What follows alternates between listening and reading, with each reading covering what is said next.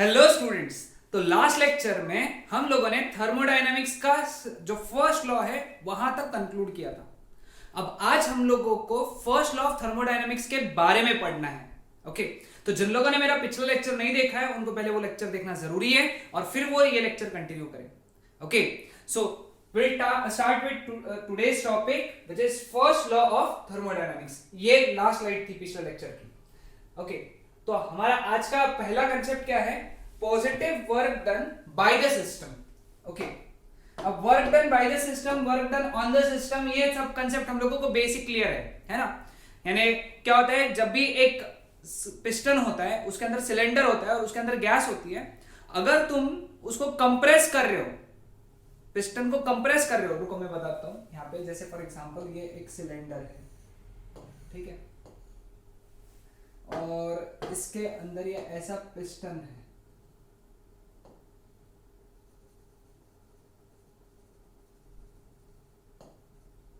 ठीक है, ये ऐसा पिस्टन लगाया हम लोगों ने इसको।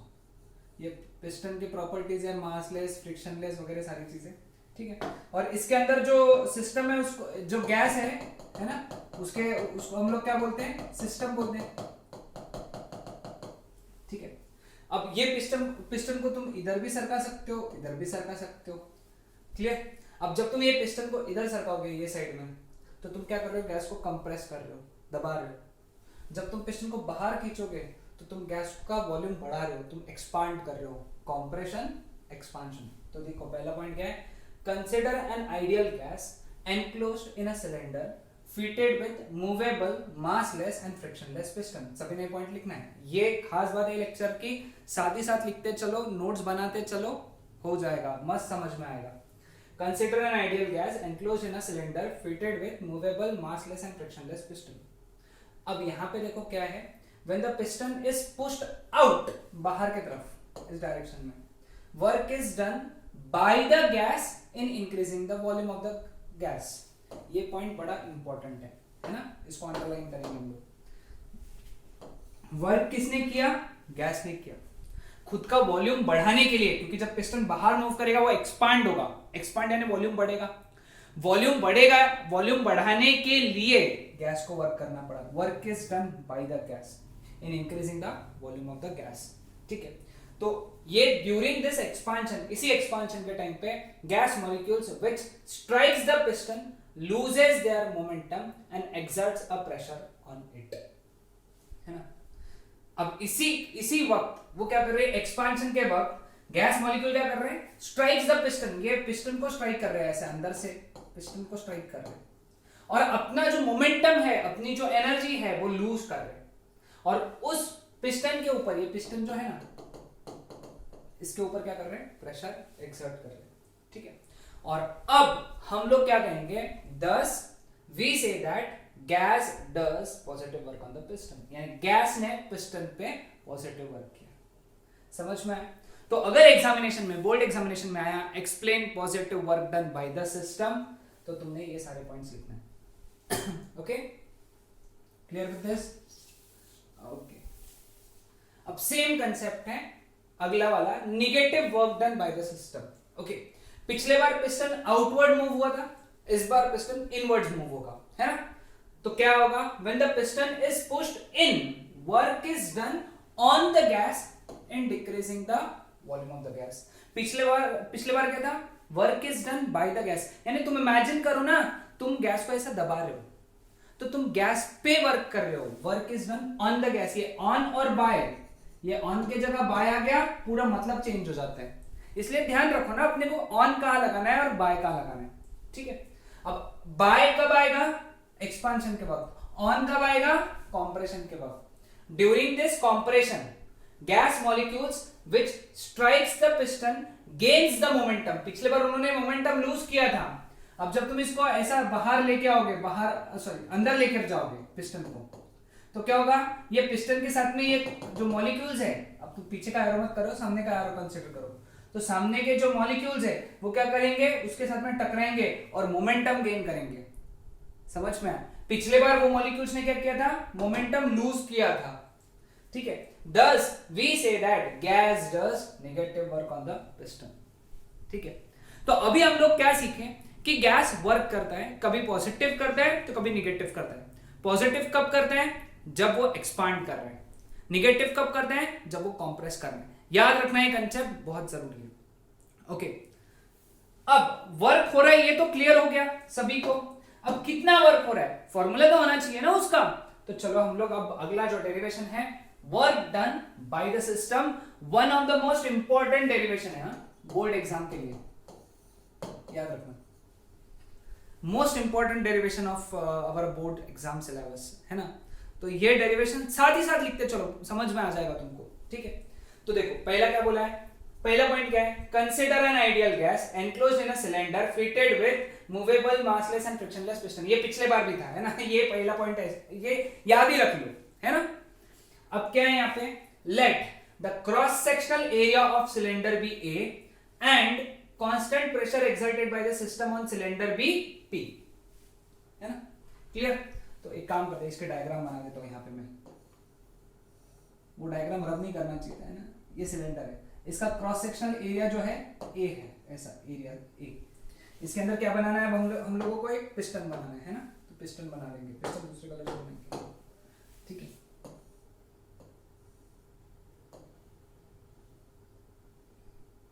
है ना, ये देखो पिस्टन बना लिया हम लोगों ने ऐसा, ठीक है।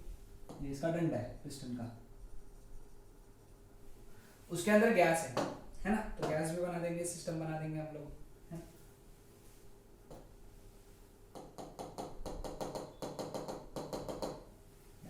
ठीक है। अब ये गैस, ये जो पिस्टन है, इसने प्रेशर कितना एक्सर्ट किया है, P, एरिया कितना है A, ठीक है। Thus, the total force exerted by the system on the piston is, अब फोर्स, प्रेशर और एरिया का फोर्स के साथ में रिलेशन क्या है हमको मालूम है। प्रेशर क्या होता है, फोर्स अपॉन एरिया। तो फोर्स क्या हो गया, प्रेशर इनटू एरिया, ठीक है। चलो ये तीसरा पॉइंट हो गया, ये पहला, ये दूसरा, ये तीसरा, ठीक है। तीसरा लिख लिया सभी ने, पॉज करो लिखो। Then if the piston moves through an infinitesimal, मतलब very small distance dx, then work done by this forces, work done क्या रहेगा, जब फोर्स डिस्प्लेसमेंट कराता है, जब फोर्स डिस्प्लेसमेंट कराता है तो जो वर्क होता है dw, that is equal to f dx, है ना, f dx। लेकिन f की वैल्यू कितनी है बेटा, p into a dx। अब ये a dx है ना, इसको तुम अंडरलाइन करके रख लो। तो सभी ने यहां तक लिख लिया। तो हमारे पास में वर्क डन का फॉर्मूला क्या हो गया, P A dx, F dx था, F की जगह P A लिखा। Next, but we can say that A dx, area into length is volume, area into change in length is change in volume dv। Area into length volume होता है, तो A into dx is dv, the infinitesimal change in the volume of the cylinder. यानी A dx के जगह मैं क्या लिख सकता हूं, dv। So the work done in bringing out this infinitesimally change in the volume is, अब ये वर्क डन कितना रहेगा, dw, p a dx था, a dx के जगह क्या लिखा, dv लिखा हम लोगों ने, अभी लिखा था p a dx, a dx के जगह dv। इसलिए मैं कह रहा हूं साथ ही साथ लिखते चलो, पॉज करो लिखो, पॉज करो लिखो, है ना। चलो आगे बढ़ते हैं। If initial volume of the cylinder is vi and the final volume of the cylinder is vf, then the total work done in changing the volume of gas in is, total work done, ये छोटे से change के लिए इतना था, तो total work done कितना रहेगा, सारे पीडीवी का इंटीग्रेशन रहेगा, लेकिन लिमिट रहेंगी v i to v f. This is the formula for work done by the system, integration PdV v i to v f, याद रखना sir, integration PdV v i to v f. अब हमको एक और चीज मालूम है, व्हाट इज इंटीग्रेशन डीवी, क्योंकि अगर प्रेशर कांस्टेंट है, इफ इन केस अगर बोला है प्रेशर कांस्टेंट, तो प्रेशर इंटीग्रेशन के बाहर आ जाएगा, है ना। इंटीग्रेशन में क्या बचेगा, dv v i to v f. ये मैं सिर्फ सॉल्व करके दे रहा हूं, तुमको लिखना नहीं है, ये एग्जाम में डायरेक्ट इसके आगे एक स्टेप लिखना है ना, एक स्टेप और डायरेक्टली लिखना है। डीवी का integration v, integration limits v i to v f. Again as I said, ये लिखना नहीं है, तुम्हारे नॉलेज के लिए। लिमिट सब्स्टिट्यूट किया तो फॉर्मूला बन गया P into VF minus VI, तो ये फॉर्मूला हो गया वर्क डन का, P into VF minus VI। लेकिन कब? जब प्रेशर कांस्टेंट है तब। अगर प्रेशर कांस्टेंट नहीं है तो फिर ये फॉर्मूला देखेंगे हम लोग आगे केसेस, ठीक है। तो ये डेरिवेशन सभी ने नोट डाउन कर लिया, one of the most important derivation of our syllabus, ठीक है। अब हमारे टॉपिक का जो हीरो है, दैट इज आज का जो टॉपिक था फर्स्ट लॉ ऑफ थर्मोडायनामिक्स, वो शुरू करने जा रहे हैं हम लोग। देखो पहला पॉइंट क्या है, जब तुम Q amount of heat add करोगे to the system and system does not do any work, system ने कोई काम नहीं किया, तो उसकी इंटरनल एनर्जी बढ़ेगी बाय एन अमाउंट। उसकी इंटरनल एनर्जी कितने से बढ़ेगी, समझ रहे हो सिस्टम का? देखो एक गैस है, तुमने उसको हीट दिया, लेकिन वो गैस ने काम नहीं किया, वो गैस ने काम नहीं किया। इसको हिंदी में समझना, जैसे मैं बोल रहा हूं, है ना, मराठी में समझ लो। जर तुमच्या जवळ एक गॅस आहे, तुम्ही त्याला हीट दिलं, है ना, आणि त्या गॅसने वर्क नाही केलंय, मग त्या गॅसची इंटरनल एनर्जी वाढेल, है ना, त्या गॅसची इंटरनल एनर्जी वाढेल। त्याचं इक्वेशन काय लिहू आपण? Delta u is equal to q, है ना। जितनी उसकी इंटरनल एनर्जी राइज होगी वो क्यू के बराबर होगी, जितनी हीट दिया उतने से इंटरनल एनर्जी बढ़ जाएगी। अब दूसरा कैसे, यानी दूसरे तरीके से देखो इंटरनल एनर्जी कैसे बढ़ा सकते हैं। ये पहला केस था, क्या? क्यू अमाउंट ऑफ हीट दो, वर्क मत कराओ। अब दूसरा क्या है, दूसरे केस में क्या है, देखो on the other hand when the system does some work to increase its volume and no heat is added to it while it is expanding, then the system loses its energy to the environment and its internal energy decreases. और उसका equation क्या आएगा, देखो मैं समझाता हूं, ये point समझाता हूं, देखो लिख लेना है सभी ने बाद में, मैं पॉइंट समझाता हूं। तुमने हीट नहीं दिया, तुमने हीट नहीं दिया, लेकिन सिस्टम ने वर्क किया। अरे बेटा, जब सिस्टम को वर्क करना है और तुम बाहर से हीट नहीं दे रहे हो, तो उसको खुद की एनर्जी यूज करना पड़ेगा ना, खुद की, है ना। तुमको बाहर से पैसे नहीं मिल रहे, लेकिन तुमको काम करना है, तो तुमको क्या करना पड़ेगा, तुम्हारे पास के जो पैसे है वो खर्चा करना पड़ेगा ना।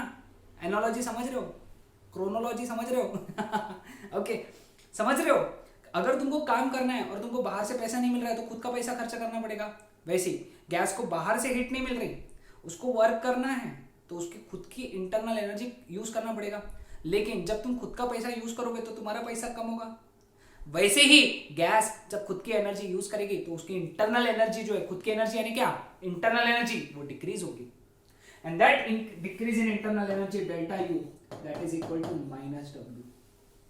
ये हमारा पहला इक्वेशन डेल्टा यू का, ये दूसरा इक्वेशन डेल्टा यू का माइनस डब्ल्यू का। अब इन दोनों को अगर हम लोगों ने कंबाइन किया, okay, in practice internal energy can be changed in both the ways, therefore we consider the effect of both together and write the total change in the internal energy as delta u is equal to q minus w।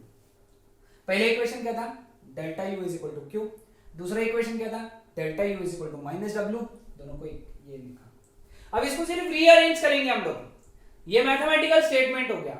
अब हम लोग क्या करेंगे, इस statement को rearrange करेंगे। We can rewrite the equation as, ये minus डब्ल्यू को उधर लेके चले गए, तो क्या बन गया equation, q is equal to delta u plus W.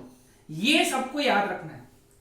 मतलब तुमको रात में 2 बजे भी नींद में से उठा के बोला ना बेटा first law of thermodynamics, q is equal to delta u plus डब्ल्यू, okay, q is equal to delta u plus डब्ल्यू, है ना। तो देखो q is equal to delta u plus डब्ल्यू, यानी क्या कि अगर तुमने कुछ भी हीट दिया गया सिस्टम को, तो पहले उससे उसकी इंटरनल एनर्जी बढ़ेगी और बचे हुए से उसका वर्क होगा, वो सिस्टम वर्क करेगी। देखो ये स्टेटमेंट बड़ा इंपॉर्टेंट है। When the amount of heat Q is added to the system, then its internal energy is increased by an amount delta U, and remaining is lost to the surrounding in the form of work done, है ना। पहले उसकी internal energy बढ़ेगी, फिर जो बच गया उससे वर्क होगा। याद है मैंने पिछले बार कहा था कि तुम्हारे पास में अगर तुमको किसी ने चॉकलेट्स दिए, तो पहले तुम्हारा जब तक पेट भरता तब तक तुम वो चॉकलेट खाओगे, फिर जो चॉकलेट बच गई वो बांटोगे, पहले नहीं बांटोगे तुम, ऐसे समझो ना तुम, है ना, समझ रहे हो तो जो भी हीट दी उससे पहले इंटरनल एनर्जी बढ़ेगी और बचे हुए से वर्क डन होगा, ठीक है, समझ में आया। अब देखो साइन कन्वेंशन, ये बहुत जरूरी है, बहुत ज्यादा जरूरी है, मोस्ट इंपॉर्टेंट ये भी, क्योंकि जिसको फर्स्ट लॉ ऑफ थर्मोडायनामिक्स आ गया और साइन कन्वेंशन नहीं है, उसके सारे न्यूमेरिकल्स गलत हो जाते हैं। पहला साइन कन्वेंशन क्या है कि अगर Q पॉजिटिव है इसका मतलब क्या है, heat is added to the system, या फिर अगर heat is added to the system मतलब Q पॉजिटिव, दोनों याद रखना। तो Q निगेटिव है इसका मतलब क्या रहेगा, heat is released by the system, heat add किया, हीट रिलीज हुआ। ओके, दूसरा क्या है, W positive, work is done by the system, यानी work is done by the system तो W पॉजिटिव ले लेना, और work is done on the system मतलब W निगेटिव ले लेना। डेल्टा U पॉजिटिव यानी internal energy of the system increases, internal energy बढ़ रही मतलब डेल्टा U पॉजिटिव है। Internal energy of the system decreases मतलब डेल्टा U नेगेटिव है। लिख लो सब, नोट डाउन कर लो, है ना। हाँ, अब ये देखो, when more heat is added to the system than work done by it, ये केसेस याद रखना, ठीक है। अब सपोज ये एक सिस्टम है, ठीक है, अब इसको तुम हीट ऐड कर लो, है ना, और ये सिस्टम वर्क कर रहा है, ठीक है। इसके वैल्यूज देखो, अपन ले लेंगे वैल्यूज लेंगे। तो क्या सपोज उन्होंने क्या बोला, when more heat is added, ज्यादा हीट ऐड करी, सपोज ये 200 जूल ऐड करी और उसने वर्क कम किया मतलब 100 जूल का किया। फर्स्ट लॉ ऑफ थर्मोडायनेमिक्स क्या कहते हैं, हाँ, Q is equal to delta U plus W, तो delta U is equal to Q minus W, है ना। तो delta U is equal to 200 minus 100, क्योंकि heat added to the system positive, work done by the system positive ही लेना है, मतलब 100 ही लेंगे, अगर माइनस लग गया तो डेल्टा U कितना आया, प्लस 100 जूल, प्लस आया मतलब इंटरनल एनर्जी इंक्रीजेस। तो एमसीक्यू के लिए याद रखना ना, जब ज्यादा हीट दी और वर्क कम हुआ तो इंटरनल एनर्जी इंक्रीज हुई, ठीक। इसका दूसरा क्या आएगा, when more work is done, work ज्यादा हुआ और हीट कम ऐड हुई, तो इस केस में चेंज यहां पे आएगा, तो इट इज 100 माइनस 200, तो delta U is equal to minus 100 joule.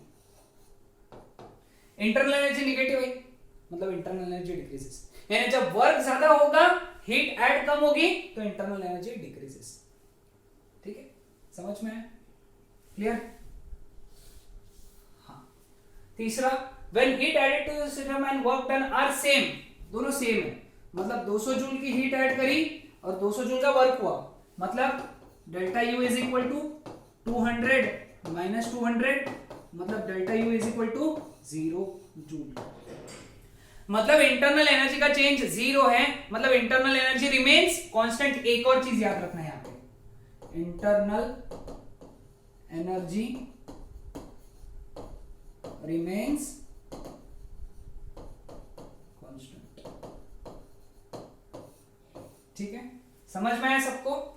तो ये बातें आज के लिए ध्यान रखना, नेक्स्ट लेक्चर में हम लोग इसके ऊपर के न्यूमेरिकल्स डिस्कस करेंगे, numericals based on first law of thermodynamics. Okay, that's it.